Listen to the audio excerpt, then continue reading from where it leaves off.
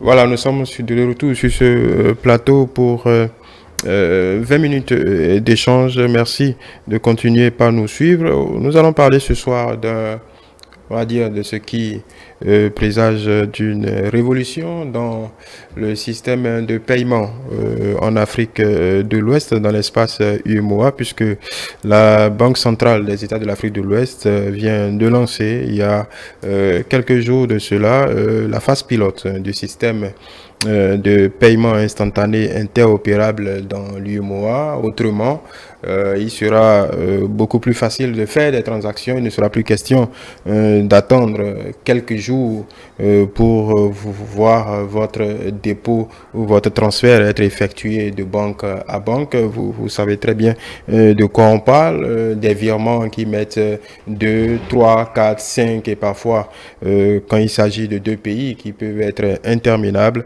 entre tous les systèmes de paiement qui sont autorisés dans l'espace UEMOA, donc les systèmes financiers opérés depuis les mobiles. Voilà, c'est beaucoup de spécialistes voient en cette phase pilote lancée par la BCAO le prélude à quelque chose d'important dans tout ce qui concerne l'inclusion financière en Afrique de l'Ouest, dans l'espace UEMOA précisément. Nous allons en parler ce soir avec nos deux chroniqueurs. Je m'en vais présenter Razak Adjobo qui nous rejoint. Bonsoir. Bonsoir, monsieur François Xavier. Bonsoir à tous les téléspectateurs. Vous êtes juriste.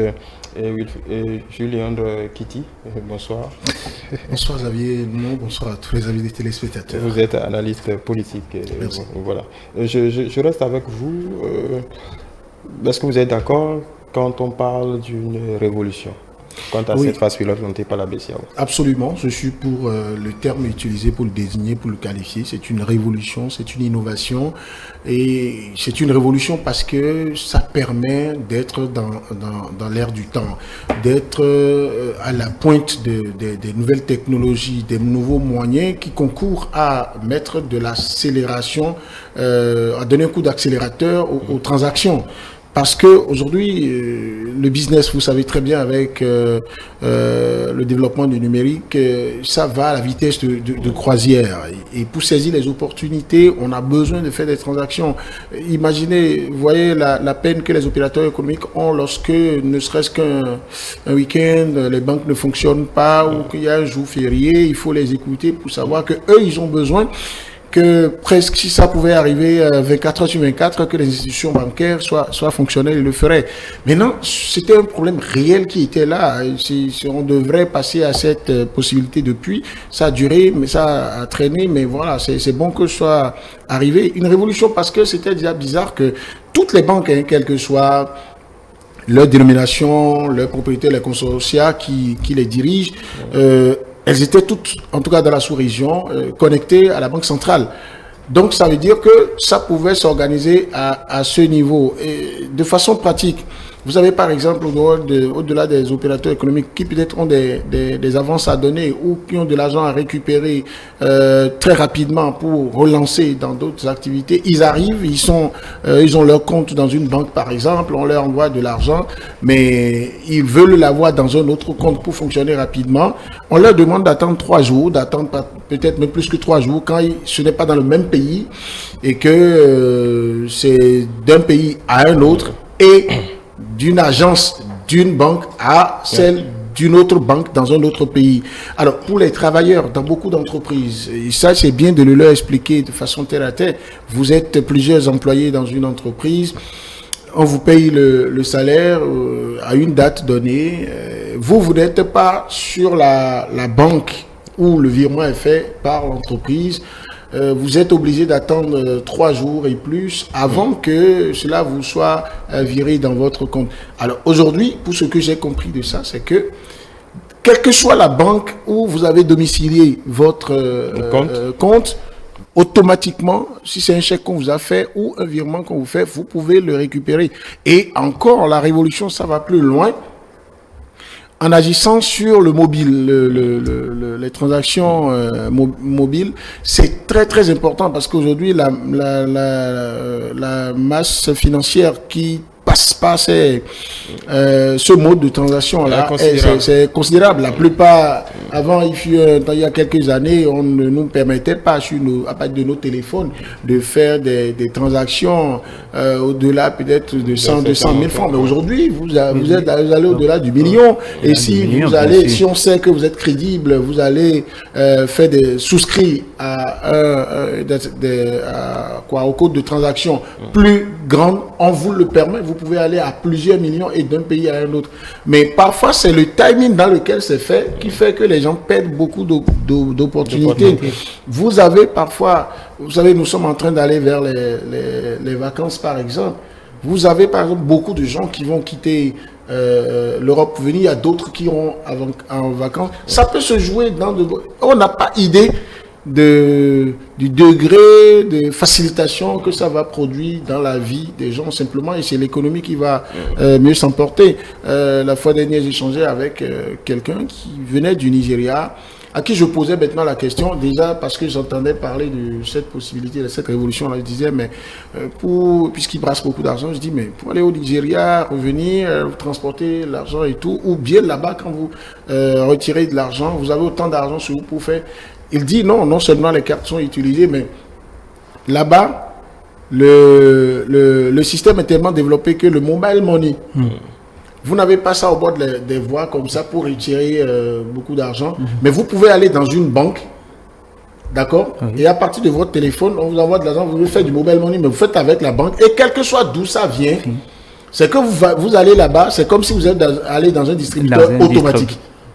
C'est dans une banque pour sécuriser l'argent, mais dès que vous pointez là, il y a des guichets pour ça, où on vous le fait comme si vous avez pris de l'argent, on va l'avoir ici, et vous pouvez prendre la somme que vous voulez. Donc, je pense que c'est que dans tout l'espace UEMOA, qu'on puisse en arriver là, c'est une très bonne révolution de la part de la Banque centrale. Donc, ce n'est qu'une bonne nouvelle, et qu'il faut que le Bénin, parce que une chose est de l'adopter, une chose est de s'assurer que dans l'opérationnel, que tout le monde joue le dans jeu. tous les pays. Voilà.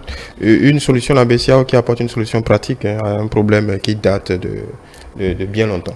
Oui, une solution de la BCEAO qui vraiment vient résoudre un problème qui date de très longtemps, parce que vous savez, dans ce domaine-là des flux financiers, c'est le fait d'avoir les fonds à temps qui permettent aux entreprises de pouvoir générer des intérêts, de pouvoir c'est-à-dire investir à temps et générer des intérêts. Mais lorsque une entreprise doit entrer en possession des fonds, qu'on ne lui fait pas virement bancaire et qu'il doit attendre pendant longtemps, pour 2-3 jours, et parfois même plus, alors qu'il a besoin de cet argent-là pour investir dans dans un domaine donné. Ou bien faire des règlements, faire des achats.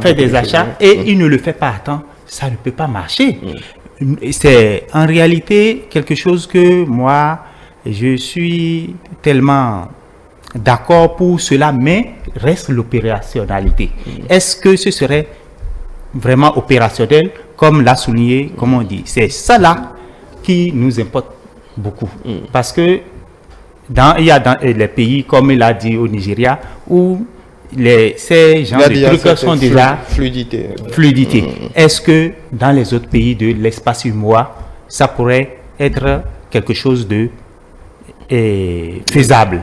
Si c'est faisable, c'est ce que nous souhaitons. Parce qu'aujourd'hui, regardez, lorsque nous avons des parents qui sont à l'étranger, au Gabon, en Côte d'Ivoire ou au Sénégal, qui envoient de l'argent au Bénin pour pouvoir entrer en possession de l'argent, c'est tout un tas de problèmes. Et voilà que lorsque vous êtes dans une banque, comme il a dit, on vous fait des virements dans une banque et vous n'êtes pas dans cette banque-là, il faut attendre. C'est vraiment déplorable. Et cette solution-là vient à point nommé. Et nous attendons de voir l'expérimentation réellement sur le terrain. Oui, justement, en parlant d'expérimentation, il s'agit bien d'une phase pilote pour voir un peu ce que ça donne de façon pratique et pouvoir apporter des correctifs si besoin. L'autre point de la question, c'est que là encore, c'est une case qu'on vient de cocher en matière d'intégration monétaire. Oui. Si l'intégration politique ne marche pas visiblement, bon. L'intégration monétaire, là pour le coup, avance à grands pas. Ça encore, c'est un pas de franchi, si bien évidemment l'opération est transformée avec succès. Moi, je garde tout l'espoir que la phase pilote va être couronnée de succès et qu'on pourra aller dans la pérennisation de la réforme. Je voulais ajouter aux situations, à la liste des situations que cette révolution vient régler. Des cas où vous avez des gens qui ont des parents qui sont en situation d'urgence sanitaire et ils ont vidé peut-être leur compte, ils font signer à quelqu'un à l'étranger ou ailleurs qui leur font un virement. Et pour des questions d'une banque à une autre et tout, ils doivent attendre 3 jours. J'ai déjà vu des cas comme ça. Donc c'est incommensurable tout ce que ça règle. Et deuxième chose, des gens se sont retrouvés en conflit avec la loi parce qu'on les a accusés de délivrer des chèques sans provision. Parce que on vous donne la preuve, celui qui vous envoie de l'argent de l'étranger ou d'ailleurs, il vous donne la preuve que lui, il a fait le virement. D'accord, vous avez la preuve de là-bas. Si vous n'êtes pas prudent de demander à votre banque ici, bon, est-ce que mon compte est déjà alimenté, vous délivrez un chèque ou vous mettez une date. Vous délivrez le chèque, celui à qui vous l'avez délivré, son nom là-dessus, il est en bon droit d'aller la minute d'après se pointer au guichet de la banque et vouloir toucher. Après, quand il se rend compte que votre compte n'est pas alimenté, crédité, eh bien, il revient vous regarder comme un faux type. Et c'est une infraction encore de faire ça. À moins qu'après, vous prouvez, mais là, pour prouver ça, vous avez déjà frappé beaucoup de préjudices. Et surtout si c'est en affaires, on ne vous considère plus. Maintenant, pour la phase pilote, moi, comme je vous l'ai dit, je pense que ça va très bien marcher. Et je suis heureux et je souscris à l'image que vous donnez en comparant l'intégration politique qui piétine à cette intégration économique. Souhaitons, engageons que ça puisse marcher parce que on a vu l'UEMOA que nous voulons voir plus active sur ces chantiers-là que sur les chantiers de punition de tel ou tel pays. Je pense qu'il faut que les institutions sous-régionales là, fassent l'effort d'être spécialisé. Comme moi, pendant longtemps... Oui, bon, en même temps, l'UEMOA, c'est pas l'UEMOA qui décide non, je suis d'accord. Ils font leur boulot tranquillement. L'UEMOA ne décide pas des sanctions. Mais vous voyez, moi, je veux voir l'UEMOA ne pas être cité dans ces genres de choses. Ce que je demande là, c'est autant de révolution à faire. Que l'UEMOA, on donne la possibilité, quelles que soient les situations, même si on est en train de faire des sanctions politiques, par exemple, militaires ou tout le reste, qu'on permette à l'UEMOA de se mettre au service des pôles de création de richesses et que les transactions commerciales, le business continue entre les peuples. L'actualité nous donne à voir que les décisions politiques, la signature politique met suffisamment en difficulté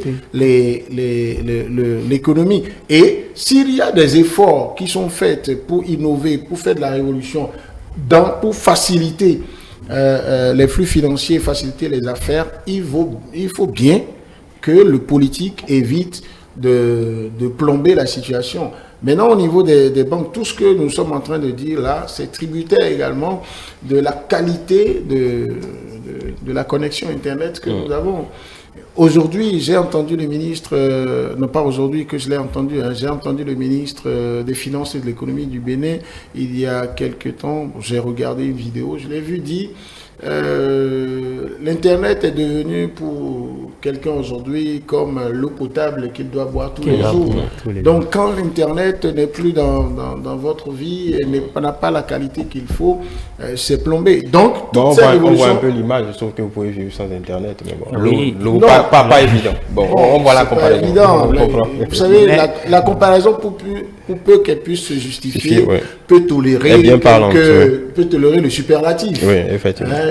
On comprend l'idée. On a fait le débat la dernière fois ici en disant qu'on peut concéder au ministre de la Santé de dire ce qu'il a dit. L'essentiel, c'est que les gens se portent mieux dans les hôpitaux. Donc, pour moi, l'Internet, ce que ça vaut aujourd'hui, on a la possibilité encore la BCAO peut peut-être contribuer à voir, est-ce que tous les États de l'espace économique sous-régional sont au même niveau, d'accord, de qualité d'Internet, de connexion, parce que c'est de lourds investissements. Et les pays, l'un des problèmes que nos pays ont en matière d'intégration, c'est que tous ne vont pas au même rythme. Évidemment. Du coup, lorsque certains doivent retarder les autres, après on préfère finalement des initiatives ou des démarches individualistes, et ça ne permet pas, parce que pas plus tard que la dernière fois, je suis allé vers Lomé en taxi. Et je reviens, je suis dans le taxi, je suis pressé. On arrête le conducteur à un poste de police. Il part, il traîne, il revient. Je dis, mais pourquoi vous faites ça? Il revient, il dit que, peut-être s'il ne m'a pas dit la vérité, je ne sais pas, mais l'image me plaît bien à rappeler. Il me dit qu'il a fait sa visite technique à Lomé et que le policier lui dit, bon, mais que non, il ne l'a pas fait au Bénin, donc lui ne considère pas ça. Et le conducteur de taxi, qui visiblement n'est pas quelqu'un d'intellectuellement trop élevé comme en excuse, savait quand même, il me disait, mais monsieur, à quoi ça sert la CEDEAO pour nous? À quoi ça sert l'UEMOA? Il a dit clairement. Il dit, mais qu'on nous a dit que nous sommes dans un espace où on peut circuler librement. Et que ce que vous faites comme formalité dans un pays, dès que vous avez les documents, c'est toléré dans les autres. Bon, on a pu réussir au moins du point de vue de la libre circulation des personnes. J'ai eu la preuve que dans l'espace sous-régional, par exemple, vous pouvez voyager sans passeport avec votre carte d'identité. Oui. Donc, c'est un package de révolution, d'innovation que moi je trouve qui vont de pair. Et il faut souhaiter que Internet s'accompagne, que la phase pilote soit menée dans tous les pays simultanément. Vous savez, c'est encore ça. Oui, c'est le but. Je oui, pense mais est-ce que les pays qui sont en conflit larvé avec la CEDEAO ne s'éloignent pas de l'UEMOA aussi par conséquent? Non, là, je ne pense pas. Au contraire, ils sont encore dans l'UEMOA. Là, je ne pense pas. Ils sont encore dans l'UEMOA, puisque ça, ce n'est pas de la politique. Vous comprenez, ici, nous sommes dans le domaine économique. Vous comprenez maintenant ma préoccupation en voulant qu'il y ait un effort de détachement du politique de l'économie. Parce que là-bas, les gens ont besoin de circuler, de faire les affaires. Oui, évidemment, comme vous le dites. Et nous ne sommes pas ici dans l'économie et dans la politique. Nous sommes dans l'économie. Et l'UEMOA, vous savez que les sanctions, c'est la CEDEAO qui a pris les sanctions, ce n'est pas l'UEMOA. Je ne refuse pas, mais je n'en disconviens pas. Mais l'UEMOA, lui, il est dans le secteur de l'économie, du développement économique des pays membres de l'espace UEMOA. Dans ce contexte-là, lorsque il le met, l'UEMOA, comment on dit, avec la BCAO. Avec la BCAO se mettre en concertation pour cette révolution économique, et souffrait que les pays de l'AES puissent en bénéficier et puissent se ranger. Parce que là, ils savent que ça, c'est de l'économie, ça concerne la population, ça concerne les opérateurs économiques, ça concerne le business, ça ne concerne pas la politique. Vous savez, c'est vrai qu'aujourd'hui, la politique a ce flair de vouloir primer sur l'économie.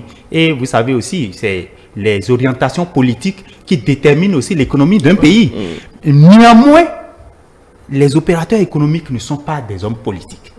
Les commerçants ne sont pas des hommes politiques, bien que tout le monde est... Bon, lorsqu'on dit l'homme est apolitique, moi je ne suis pas d'accord. Tout le monde est quelque part politique, parce qu'on dit que l'humain est un être politique. L'homme est un être politique. Néanmoins, il y a la politique politicienne. Et ici, nous ne sommes pas dans la politique politicienne. Et ce que moi je veux souligner par rapport à cette révolution de l'UEMOA, c'est que je vois que bon nombre de pays aujourd'hui sont déjà en phase avec cette, ce nouveau système. Ce nouveau système. Et vous voyez, le Bénin a déjà engrangé un système où il veut numériser tous les systèmes avec les e-services. Et vous savez, c'est cette évolution, c'est-à-dire cette évolution des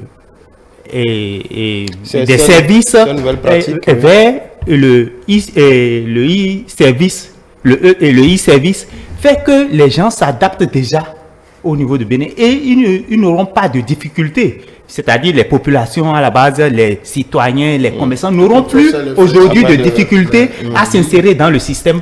Ils vont s'y insérer facilement. Vous avez parlé de l'Internet. Je trouve que c'est un point primordial. Parce qu'il y a encore des banques où vous avez sur lesquelles on doit insister. Et là, l'affaire de la fibre optique, il faut qu'on arrive à faire, à associer, c'est-à-dire à faire intégrer presque tous les pays à avoir la fibre optique pour que le débit de connexion Internet puisse permettre que cette révolution puisse prospérer. Je pense que tous les pays de l'UEMOA sont connectés, mais bon, à des degrés divers. Donc, normalement, les banques et les institutions financières, dans notre pays, par exemple, toutes les banques, je pense, ont des connexions Internet. Mais bon, on se demande parfois... Il y a aussi les GSM. On se demande parfois quand il y a des pannes. Ce qu'il faut souhaiter, M. Noumon, c'est que la Banque centrale fasse l'effort d'envoyer des missions d'inspection, des options technologiques faites par les pays pour avoir leur connexion. Vous savez, chaque pays souverainement est libre de s'adresser par exemple à un opérateur international pour organiser son dispositif de connexion. Alors, c'est vrai que ça va résister un peu parce que c'est des marchés qui sont là, mais si au niveau de la Banque centrale, on identifie un opérateur commun dont on connaît l'efficacité et à qui on impose une rigueur par rapport aux résultats. Je pense que cette question va se régler parce que c'est encore au 21e siècle que vous alliez dans une banque, vous êtes pressé de prendre votre sou et que on vous dit qu'il n'y a pas la connexion, on n'est pas capable de vous dire quand est-ce que ça va revenir. C'est pas possible. Voilà, vous permettez 30 secondes que j'insiste sur quelque chose. Lorsqu'il y a eu des crises dans la plupart des pays de l'AES aujourd'hui, bon, c'est vrai que c'est pas encore une institution que nous reconnaissons, mais bon, dans le langage, c'est parti. Lorsqu'il y a eu des sanctions, vous savez, le système bancaire dans ces pays-là en a parti directement. Les banques, la Banque centrale a bloqué les avoirs de ces pays-là. Les banques ont été interdites d'ouvrir. Et avec un petit quota de retrait que les gens peuvent faire, je suis convaincu, moi, que si on ne fait pas l'effort de modernisation, de réforme sur ce plan, le politique, qui reste très instable, va continuer à plomber l'économie, alors que des efforts sont faits pour faciliter. Pour l'intégration, voilà. On est obligé d'arrêter là puisqu'il sonne 21h. Merci à vous, Razak Adjogo. Je rappelle que vous êtes juriste. Julien Kitty, analyste politique. Comment s'en arrêter là pour ce soir? En première partie d'émission, nous avons eu affaire avec le consultant politique Agapit Napoléon Maforika, avec qui nous sommes revenus sur les sujets prégnants du jour. Dans l'impatience de vous retrouver demain pour le forum politique à partir de 21h30. Merci de nous avoir suivis. Vous pouvez retrouver nos échanges sur notre chaîne YouTube ETélé Bénin, notre site internet du même nom, notre page Facebook ETélé en direct, et continuez par nous suivre via notre application ETélé Bénin. ETélé avec vous, pour vous.